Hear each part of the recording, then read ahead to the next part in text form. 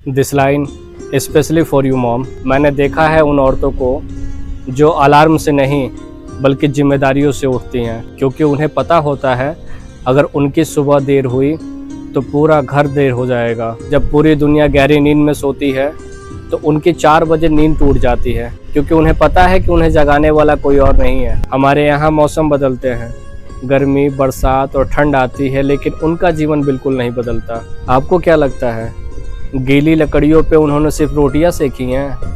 नहीं, उन्होंने रोटियां सेकते सेकते अपने सपने को भी राख होते हुए देखा है। सबके लिए गर्म खाना बनाने वाली कभी कभी उसके हिस्से तो ठंडी रोटी भी नहीं आती है सिवाय भूख के। कभी मेहमान आ जाते हैं तो अपनी थाली भी खुशी खुशी उनके आगे रख देती है, क्योंकि उन्हें सिखाया गया होता है कि औरतें सबसे बाद में खाती हैं। पर किसी ने ये नहीं बताया कि अगर आखिर में कुछ बचे ही ना खाने को, सुबह से लेकर रात तक सारा दिन उनका काम में बीत जाता है और रविवार नाम की छुट्टी उनके जीवन में तो कभी आती ही नहीं है। उनके बुखार में चूल्हा जलता रहता है, क्योंकि उनके बुखार से ज़्यादा लोगों की भूख की चिंता होती है। उन्होंने बच्चों के लिए नींद छोड़ी, पति के लिए अपनी इच्छाएं और परिवार के लिए अपनी जवानी, और इतना कॉम्प्रोमाइज़ करते करते वो अंत में खुद को ही खो देती हैं। और लोग कहते हैं वो तो दिन भर घर पे ही रहती है। ये सिर्फ कहानी नहीं, उन लाखों माँओं की दास्तां है जो सबके लिए जीती हैं लेकिन अपने लिए नहीं जी पाती हैं।